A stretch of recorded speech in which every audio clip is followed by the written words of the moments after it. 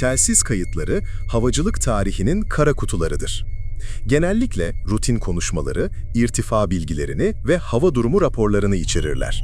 Ama bazen bu kayıtlara öyle bir an takılır ki ne mantıkla ne de bilimle açıklanabilir.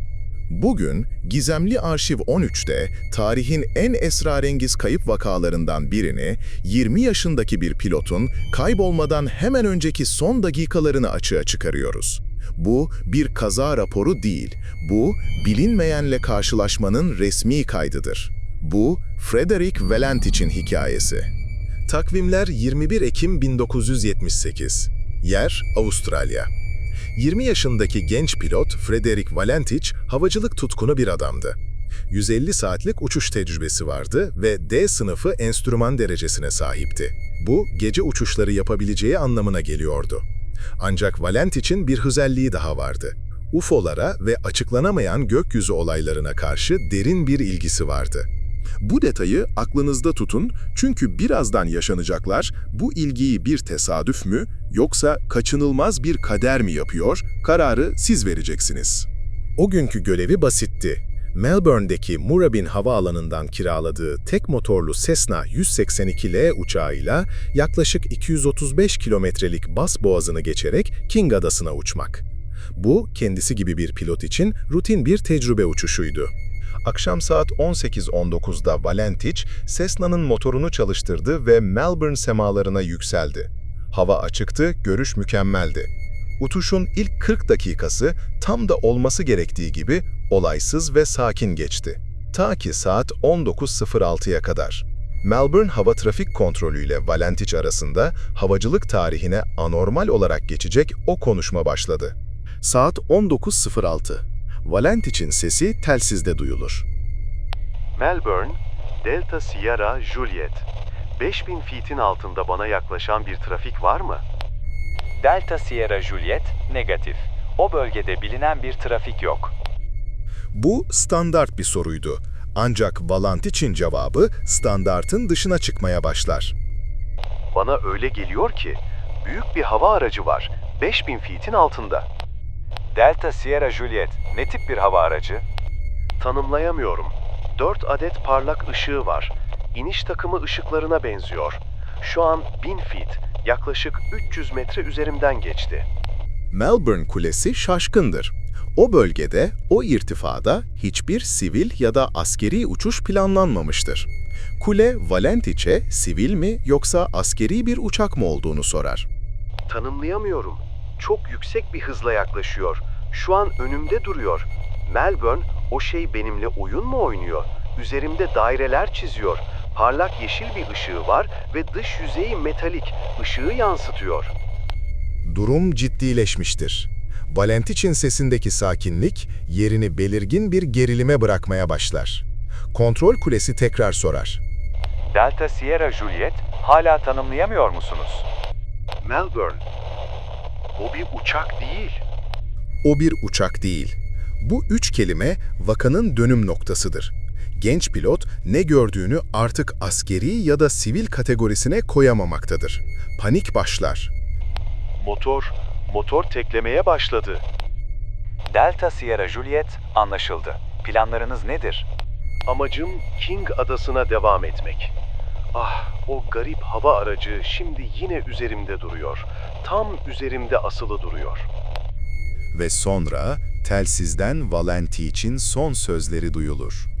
Melbourne, Bu sorunun ardından Frederick Valentich'in mikrofonu 17 saniye boyunca açık kalır. Kayıtlara, insan sesi yerine Avustralya Uçuş Güvenliği Bürosu'nun resmi raporunda metalik sürtünme sesleri, hızlı ve sert metalik gıcırtılar olarak tanımlanan kan dondurucu bir ses dizisi kaydolur. Saat 19.12 ve 47. saniye. 17 saniyelik o korkunç gürültü aniden kesilir. Telsizin diğer ucunda sadece sessizlik vardır. Delta Sierra Juliet, Melbourne. Delta Sierra Juliet, Melbourne. Cevap gelmez. Frederick Valentich ve kiraladığı Cessna 182 ile o an itibarıyla buharlaşmıştır. Kayıp alarmı verilir verilmez, Avustralya tarihindeki en büyük hava deniz arama kurtarma operasyonlarından biri başlatıldı. Kraliyet Hava Kuvvetleri'ne ait uçaklar, sivil tekneler günlerce Bas Boğazı'nı taradı. Valentich'in rotası üzerindeki her metrekare incelendi. Peki sonuç neydi? Koca bir hiç. Bir uçağın denize çakılması durumunda geriye mutlaka bir iz kalır. Yakıt lekesi, su yüzeyinde yüzen enkaz parçaları, bir koltuk minder, bir can yeleği. Ama Frederick Valentich vakasında hiçbir şey bulunamadı. Ne bir yağ lekesi, ne de uçağa ait en küçük bir vida. Sanki Cessna ve içindeki pilot gökyüzünden bir silgiyle silinmiş gibiydi. Resmi soruşturma başlatıldı. Avustralya Ulaşım Bakanlığı haftalar süren bir incelemenin ardından 1982'de nihai raporunu yayınladı. Raporun sonuç bölümü gizemi daha da derinleştirdi. Kazanın nedeni bilinmiyor. Rapor, pilotun ölümcül bir kaza geçirdiğini varsayıyordu ancak kazanın nedenine dair hiçbir somut bulgu sunamıyordu. Ve tam bu noktada dosya resmi olarak kapanırken Gizemli Arşiv 13'ün dosyaları açılır. Çünkü bu hikaye kayıp bir pilottan çok daha fazlasıdır. Şimdi teorileri masaya yatıralım. Teori 1, pilot hatası ve mekansal yönelim bozukluğu. Bu, şüphecilerin ve resmi makamların en çok üzerinde durduğu teori. Valentich genç bir pilottu. Gece su üzerinde uçmak, mekansal yönelim bozukluğu veya vertigo için mükemmel bir ortamdır. Teoriye göre Valentich uçağın kontrolünü kaybetti. Baş aşağı dönmeye başladı ve sudaki kendi uçağının yansımasını altındaki başka bir uçak sandı. Gördüğü yeşil ışık uçağın kendi seyrüsefer ışığıydı. Metalik sesler ise uçağın denize çakılırken parçalanma sesiydi. Kulağa mantıklı geliyor, değil mi? Ama bu teoride devasa boşluklar var. Birincisi, Valentich, 150 saat tecrübesi olan bir pilottu ve enstrümanlarını okuyabiliyordu. Kendi yansımasını 1000 feet yukarıdan geçen bir cisimle karıştırması ne kadar olası? İkincisi, bu teori o 17 saniyelik uzun sürtünme sesini açıklamıyor. Bir çakılma anlıktır. 17 saniye sürmez. Ve önemlisi, üçüncüsü. O gece Valentich'in gördüğü şeyi başkaları da gördü.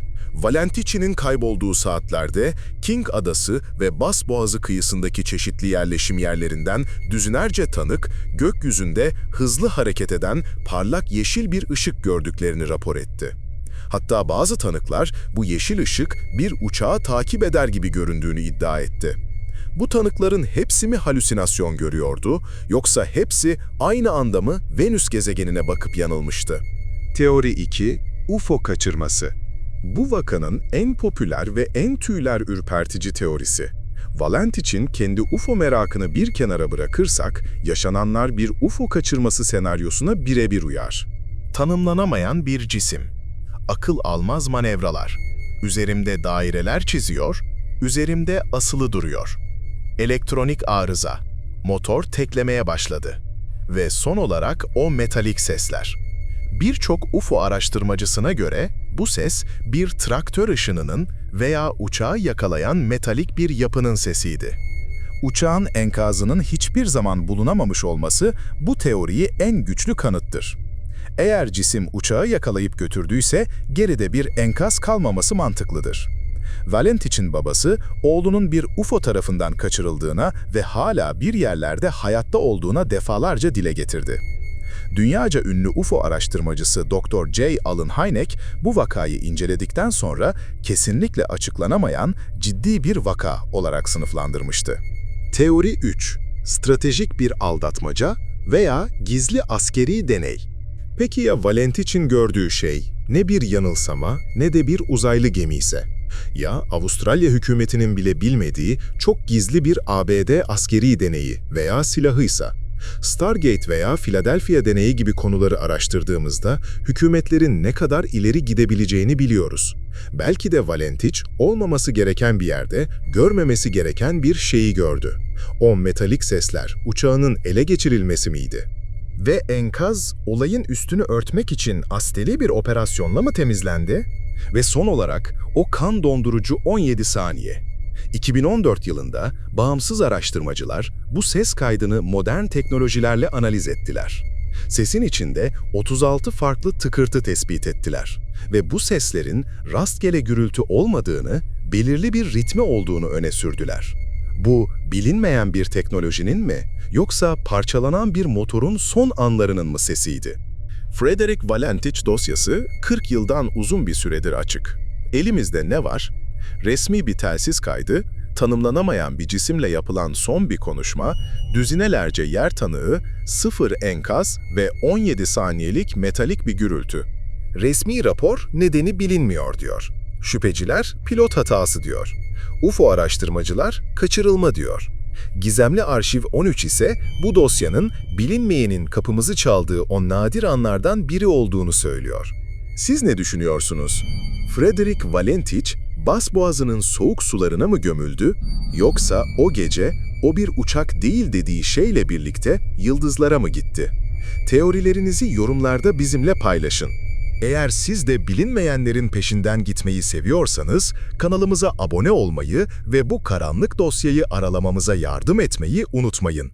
Bir sonraki gizemli dosyada görüşmek üzere.